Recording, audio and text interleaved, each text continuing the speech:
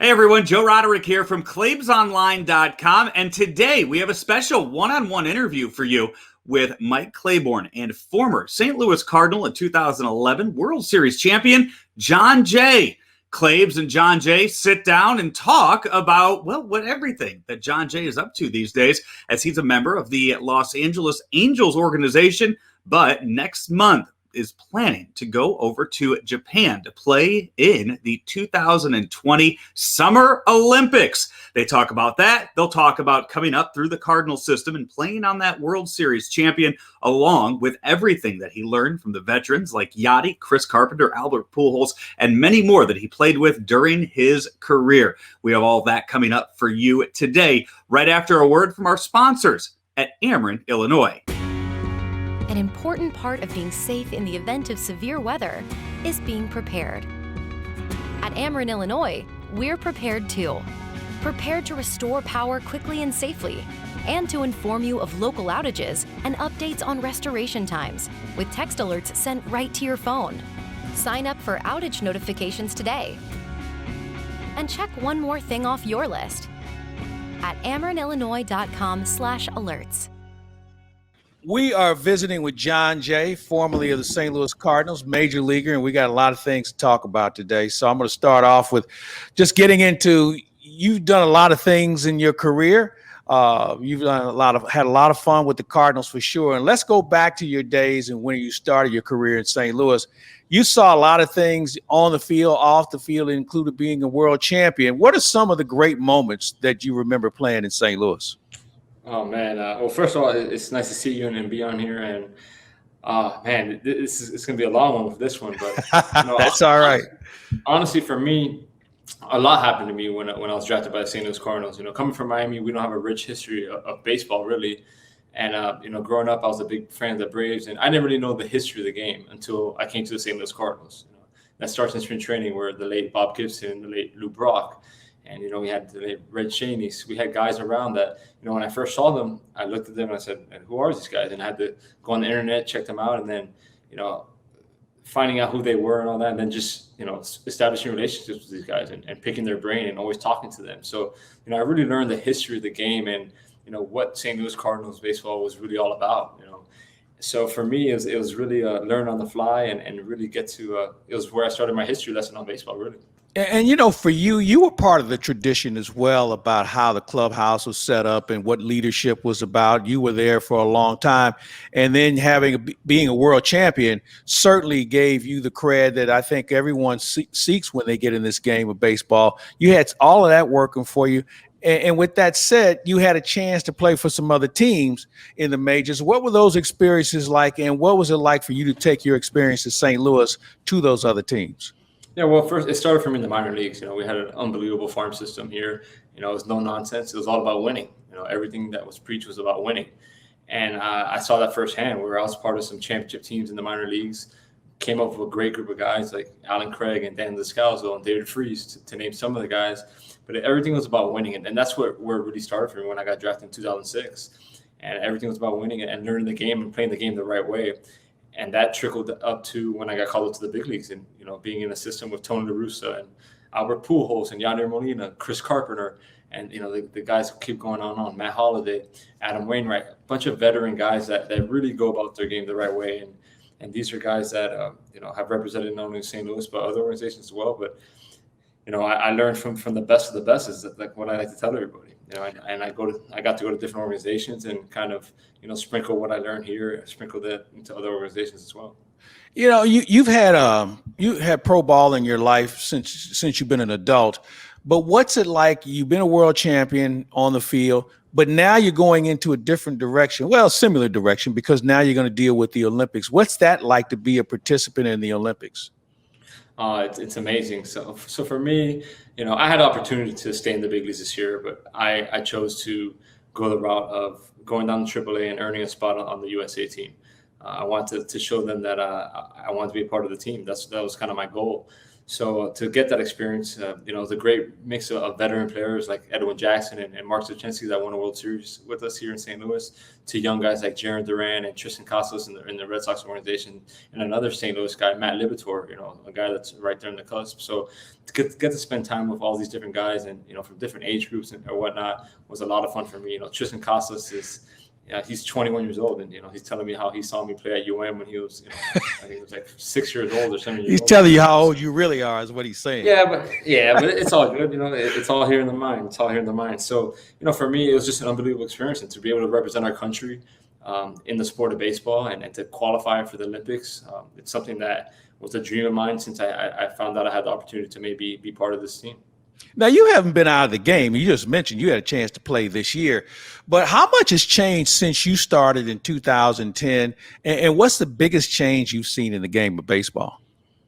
Yeah, so first of all, my plan is after the Olympics to go back and hopefully be in the big leagues somewhere. So, if it's not with the Angels, which is, a team that I have a lot of respect for right now, and, they've allowed me to do so much, then it'll be elsewhere, hoping to, try to win a championship. But, a lot's changed from the game. The way guys are evaluated, clubhouses, everything's just changed, but it's the way life goes. You adapt and you change and you go with the flow. And I think I've done a pretty good job of doing that and, continue to my career and, just being more of that mentor for the younger guys now and really not trying to change who I am. Really, that's been the biggest thing with me is not change who I am.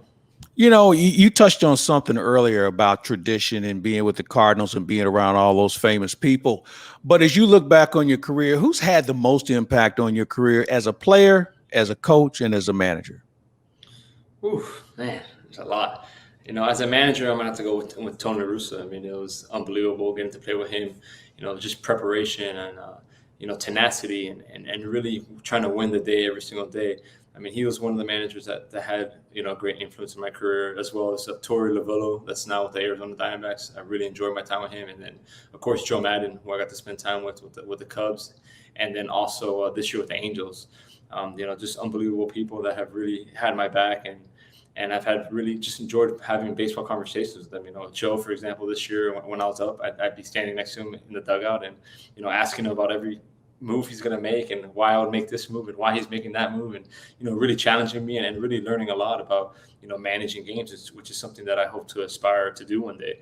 So Torey Lovullo, the same thing the last couple of years, spending time with the D-backs, getting to really pick his brain and ask him questions and really challenge him. And, he knows where I'm coming from, where my heart is all about winning, and I just want to get better and learn. So these are guys that have really helped me out as a manager for sure. Daniel Descalso, you mentioned him earlier. One of the great things about the game of baseball, you not only develop teammates, but you develop friendships. And he's a guy that's been with you from day one in the Cardinal organization. You guys are joined at the hip at the right time in your careers, and that continues, and it'll probably continue well after you guys are done playing. Yeah, most definitely. I always say Daniel's a guy that kept me sane, whenever I wanted to do something that I probably shouldn't have done, or when I was frustrated, this game has a lot of frustration in it. Oh, yeah. He was a guy to always be behind the scenes to kind of tug me to the side and be like, hey, man, just keep doing what you're doing, let's keep on doing this, what the bigger picture was. And, to this day, our wives are best friends, our kids are best friends, our parents are great friends. So, we own businesses on the side together. So, we continue to do a lot of things and we continue to have that relationship. So he's definitely the one, teammate that I came up with that really influenced me that way. But I mean, other players that really helped me out, like I said, Chris Carpenter is a guy that, I owe a lot to, and I just learned about, hard work, what the team was all about. Yadi's another guy. You see Yadi still doing it. He's still the same guy out there on the field and leading the team every single day. And the way he plays every single day, even at his age now. And, I know he can continue to play for a long time if he really wants to. Albert Pujols obviously setting the tone for me here in St. Louis. And then, the year we got Rafael Furcal, he was instrumental for me. And then a guy that I still talk to this day is Skip Schumacher. When I came up, he's really the one that explained to me everything that was going on. When we'd be on the bench and Tony's making a move or something's going on and we'd be confused and we'd go right to Skip like, hey, what's going on right now? Why is this guy going the game? Or he'd come to us before the game like, hey, you're going to finish the game in right field today, and Daniel, you're going to finish the game at third base. Be ready to pinch hit in the 6th inning, and he really showed us what it was to be a pro. Skip's one of those guys that he has managing in his future as well. So those are some of the guys. And Carlos Beltran when he came over here, what a pro! What a pro! I mean, on and off the field. I mean, in St. Louis.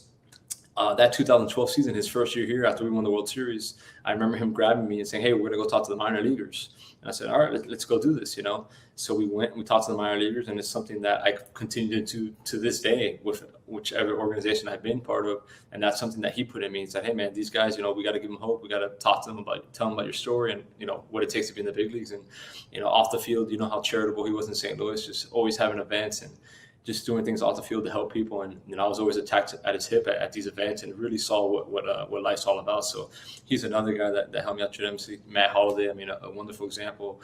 I was a youngster then, but watching him raise his kids and being a wonderful husband to his wife, I was taking my notes, like, all right, I want to be like this guy one day when it comes to my family and the way he really cares about all that stuff. So, I'm a culmination of a lot of different people. And it's funny, I've had this role now as a veteran now. And I always tell the kids that I talk to, I'm like, hey, look, I'm talking, it's coming out of my mouth, but, you're getting life lessons from, 100 different players that have been able to impact my career and impact my life. Hey, I want to go back to a couple of things, the business ventures that you're in off the field and also your team off the field. How many kids do we have now in your family? Yeah, so we just welcome our son to the world April 16th. So that was super exciting. Jackson, Rudy J. And, it's funny, all my kids were born in St. Louis. So it's really cool. We got that special connection. My daughters, Brooklyn and Berkeley, are 4.5. They were born November 30th, 2016 in St. Louis. So, I still have strong ties to St. Louis. My wife's from St. Louis. A funny story with that is, she played soccer at Miami. She coming through St. Joe from local product here in St. Louis, and we met in college, and then as fate had it, I got drafted by the St. Louis Cardinals, and here we are today. We reside part time in St. Louis and Miami. So depending on what's going on in the year, we're in between the two, and so St. Louis will always have a special place in my heart. On and off the field, I feel like I know everyone knows I love Miami and I love the 305, but I got a special place in my heart for the 314, so I rep it to the fullest as well. Hey, let's talk Jon Jay. You were a trendy guy, and so we'll talk a few things, fun stuff now. When it came to fashion, you always rocked. You had all the outfits, you had the collections working for you, including that Jordan collection, the Michael Jordan shoes. How do you still maintain, and how is your collection holding up? I'd say the collection is doing pretty well right now. It's funny, like you said, I was into this stuff a long time ago. And, the last couple of years, just the whole shoe market and just everything's kind of just gone crazy. I remember there was a time where on Instagram, we couldn't really post much and we couldn't really show ourselves just because that's the way the game was. And, nowadays it's a lot about self-branding, self-building themselves up and stuff like that. So I like to say I'm an OG in that game. But no, I still have a passion for shoes. That's really my only big passion. I think as athletes, guys spend their money on, all sorts of different things. I'm not a big car guy. I'm not a big, getting to fancy things, but shoes has always been my passion and been my love. So, my collection has really grown, and I've been starting to show that off a little bit more now. And, I'm doing a lot of more things with some companies and stuff, and just trying to, display. I call my shoes my artwork. I have a love for them. I have a story behind every shoe. I pretty much remember every single shoe, where I got them, how I got them, where I got them from, and all that. So there's a story to tell behind all these shoes, and of course, the shoe market is booming right now. So it's pretty nice to be holding my collection. All right, favorite road city to travel to? Ooh, that's a tough one, but I gotta say Chicago. I mean, I used to love going to Chicago as a St. Louis Cardinal, and then obviously I got to play there as well. But there's nothing like those day games where we would usually win all the games, a lot of sweeps, and then go to a nice dinner, after, and kind of hang out and then do it all again the next day. And like I said, I got to play for the Cubs as well, so that was fun for me too. And Wrigley Field has just always had a big affection on me. It reminds me a lot of the old Orange Bowl in Miami, where just the older stadium, the crowd, the ambiance, and all that. So I always enjoy going to Chicago. All right, 3 must-sit-down restaurants in St. Louis, and give me 3 on the road. Oh, this is easy. Last night I went to Paul Mano's. That's my spot. I don't eat a lot of Italian food, even though I love it. because I try to keep my figure at 36, but that's definitely my spot. I had to hit up to St. Louis, toasted raviolis, chicken parm every time, and then the mom's lasagna. Another spot is I'm a big fan of Annie Gunn's. That's one of my go-tos for sure. And then I'm going to go my favorite breakfast spot in St. Louis, I was just there this morning, which is Half and Half. Okay. What about on the road? Give me 3 cities on the road. And one more restaurant. One more restaurant. I gotta give a shout out to my boy Simon Lusky. Revel Kitchen. That's usually my go-to lunch spot. Get a nice healthy meal, and I definitely pick up a lot of Postmates orders through there for sure. All right. What about what's your go-to item in your closet right now? Ooh, go-to item in my closet. I mean, it's got to be shoes. It's always shoes. Okay. There's a big craze on Nike Dunks now. I've been collecting Dunks forever. I skated my whole life, skateboarding. So I was always into Dunks before they became real popular. But I've definitely been bringing out some of my Dunk collection just because I guess that's a trendy thing right now. All right. What about for you, the one fashion item that was not a good look on you? And what's the one fashion item that you're waiting to make a comeback for? I want to say everything's looked good on me, but I don't know. But no, it's funny looking back at pictures where when we used to wear a little bit of the baggier clothes. You look back now and some of that extra large stuff kind of it was trendy then, but I look back now and more slimmer fit, and it's a different era now for sure. All right, wine, cigar, or bourbon? I'd have to say wine and a cigar. I'm Cuban. So that's kind of in our blood, but every once in a while I do enjoy smoking a nice cigar, and the same thing with wine. My wife and I go to dinner. I enjoy a nice glass of red cab for sure. All right. So, what's your favorite toy that you purchased in your career, other than shoes? Oh man, my favorite toy I've ever purchased. Gotta say my jet ski. My jet ski is my baby. That's my go-to toy. I just feel free when I'm on there, and I have a lot of fun with it. But I'd have to say a jet ski or a skateboard. Skateboard is something that my whole career has kind of like just let me unwind. After games, I would definitely just go for a little skateboard ride and kind of clear my head. So I'm not to say that the skateboard, easy possession, not that expensive, and it's something that really gave me a lot of sanity. So would surfboarding be part of your skateboard repertoire at some point, because you got to have balance for both? Yeah, I got the surfboard, but Miami, it's funny, we do get waves in Miami, which people don't really know that. So literally in the off season, my schedule's based on what the weather is. So I'll check the weather every single day and see what's going on. And if there's waves, that's definitely my go-to day. Get a good hour paddle swimming. All right. So what's the one thing your wife depends on you to cook because you're better at it than she is? Nothing. I mean, she's better than me at everything. But even boiling water. Yeah, I try to help out as much as I can. I try to usually cook breakfast every single day. That's usually my go-to. In the off seasons, I'm usually up super early. I'm up at like 4. Try to get my workouts done by 7:30. That way I'm home with the kids. I can get them up for school, make breakfast. That's kind of our tradition, and then get them off to school. And then, see what's up with the wife, see if we're going to hang out or not. But when she has to do that Target run, that Whole Foods run, then, I say, hey, I'll see you around 1:00 after the girls are done from school. So, but you're not really dangerous in the kitchen is what you're saying.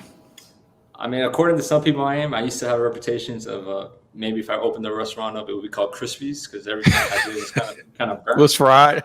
Yeah.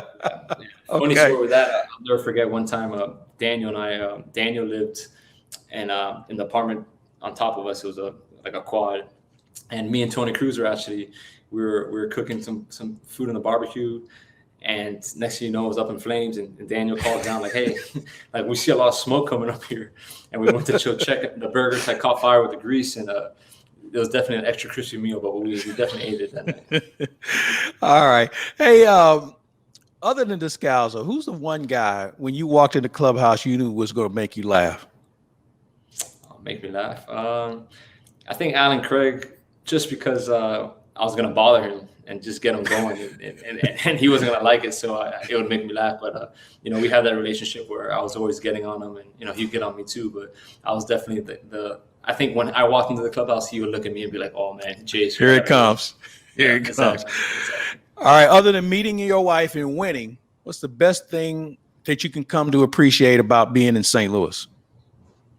Just the people, the genuine love of the people. That's something I think, as a father now, and raising kids, you try to raise your kids to be the best people they can. And I really appreciate just the people here and, the fans, Busch Stadium packed every single night, appreciation of the game. You make a diving play and everyone's standing up and clapping and ovation. And that's the one thing you hear around from players around the league. They really appreciate how they get treated here. Most places you go to, it's going to be hostile. They're going to be yelling some nasty things at you. But St. Louis is always a spot where, the people are genuine and they care. And I really appreciate that. You touched on something earlier about as your career winds down, managing. You want to stay involved in the game? Because I talk to a lot of guys who, when they get out of the game, they want to get back, and then they realize, wow, this is much harder and much more challenging than being a player, whether it comes from the hours and dealing with people. Obviously, guys love to implement strategy, but there's a lot of other things that come with it, and I'm sure you've seen it, the behind-the-scenes challenge that comes with it. So what's next for Jon Jay? Man, a lot of stuff's next for Jon Jay. So we'll see. The first thing, first and foremost, it's going to depend on my family. Sitting down with my wife and seeing what's best for us. I've missed a lot of time with the kids, and she's held on the fort for so long. So whatever next move comes is going to be best for the family. But the first thing I'm going to do when I end up playing is I'm going back to school. I got 30 credits left at the University of Miami to pursue my business management and marketing degree. So that's going to be the first thing that I do. But I have thought about managing and just different things, becoming an agent or working for the union or broadcasting. So, I'm always working on my next move. But I do understand, what it takes to be a manager as far as, the preparation and just seeing the days in, days out. And like what I like to say is, in my role as a player, I'm kind of trying to manage the team on the side. I'm making sure everyone's happy, making sure everyone's doing what they need to do. And, nowadays there is so much information out there. But I feel that it just makes it, they're doing the homework for you, with the analytics departments and stuff like that. So it's something I thought about, and it had to be the right situation with whatever I do as far as baseball stuff is concerned, for sure. Best advice you can give someone, and the best advice you were given as a player? The best advice I can give someone: just move in silence. Just do what you got to do every day. Don't talk about it. Be about it. I think that's the biggest thing. Do everything by example. Work hard, and others are going to appreciate that and see that, and just continue to do that. And I think the best advice I've received is kind of that same thing. Just hard work pays off, and I think that's something that I learned. Starting in high school, where I made the freshman team as a freshman. I didn't make JV or varsity, and I had a choice whether to get better, to look at myself in the mirror and realize what I need to do. Or, a lot of kids I knew transferred out of schools and just started that whole, merry-go-round. And I decided to stick to my high school, which I have a lot of love for. Columbus High School down in Miami is the best thing I ever did. And, I started working out in the mornings. I started running extra sprints. I started getting with a trainer. And, all this stuff, I used to work out at 6 a.m. starting my freshman year. And, I used to have to wake my mom up to take me to do this, not like nowadays where kids are getting waken up. But, hey, you got to go do this. You got to do that. Like everything I've ever done, I did it because I wanted to do it. And I think I learned that from my grandfather. My grandfather was a hardworking man. He got up at 5 a.m. every single day. And so he led by example for me. So whenever he told me something, I saw it right in front of me. So I think those are, that's what influenced me for sure. All right. A couple more questions going back to the Olympics. What's next for you with regard to that? The team is qualified for the Olympics to go to Tokyo. So what's next for you, and how does that whole thing come together? Yeah, so like I said, I have a great relationship with the Angels. Perry Maniason, the GM there, he's been unbelievable with me the whole year. From the time they cut me in training to getting called back up to getting set back down, just the whole year. So they've been great. So I'm hanging out with the family right now in St. Louis, working out, staying in shape for the next week or so. And then I'm going to head over to AAA. So I'll be in AAA for 3 weeks to get at bats and just to stay sharp. And then I'll head to Cary, North Carolina on July 15th. Well, before that, I'm going to head back to St. Louis to see the family for a couple of days. And then I'll be heading to Cary, North Carolina to start getting ready for this quest for gold medal. That would be something, man, being part of a great program in college, being part of a world champion with the Cardinals, and then having that Olympic gold medal. You're going to have a new trophy room here pretty soon. Oh man, it's great, and it's surreal too. Just obviously this year's the 10-year anniversary with our championship, and just the opportunity to go to the Olympics, and reminiscing so much behind the scenes about the 10-year anniversary. Myself, Craig, or Freese, and Scals, we have a text message chain where we're texting each other every single day, sending each other old clips, and just getting excited about this whole 10-year anniversary coming up. All right, give me the last question. Give me one great Tony La Russa story, considering that he just moved into being the second all-time winningest manager in baseball. He was an interesting guy to play for. Give me one of your best Tony moments. I think the best Tony moment would be Game 7 of the World Series. I didn't start the last game, and it was the last inning. And Tony was always about putting his best defense in there at last. So he kind of tells Descalso that he's going in the game, and he didn't say anything to me. But I was standing on the corner of the dugout, just smiling at him like, "Hey, I'm going in this game right now." And he kind of waited, and then he finally looked at me and he was like, "Hey, you're going in the game." And I was like, "There you go." Gave him the thumbs up, and I had a big smile on my face while this was happening for sure. That's great to hear. Daniel Descalso, man, this has been a pleasure, man. You were always one of my favorite Cardinals for a lot of different reasons, and to watch you grow and watch you win as a player, grow a family, and I'm looking forward to watching your next ventures, man. This has been a blast for me, and I appreciate everything you've meant to me in my business, but more importantly, as a Cardinal, as a great example, man. It's been great, and I can't wait to see you when you have the gold medal, and also when the reunion takes place later this year. Yeah, no, thanks for having me. And like I said, I look forward to doing more things in the St. Louis community. I'm planning a charity event this offseason here, and really going to get involved in all that. Like I said, my kids are part of this community, my family's part of this community, I'm part of this community. So I look forward to doing a lot more stuff off the field here. Well, you let me know what you have going, and we'll make sure we plug it to make sure everybody knows what a good guy you are off the field and how much you want to continue to give back to this community. Thank you. I appreciate it. St. Louis Acura has the best inventory in the Midwest, like the all-new 2022 Acura MDX. It earned the highest safety award from the Insurance Institute for Highway Safety. Get 1.9% financing for up to 60 months and $1,000 in loyalty conquest offers. Or get 0% financing on the redesigned 2021 TLX for up to 36 months and $2,500 in loyalty conquest offers. St. Louis Acura, becoming better than ever for you.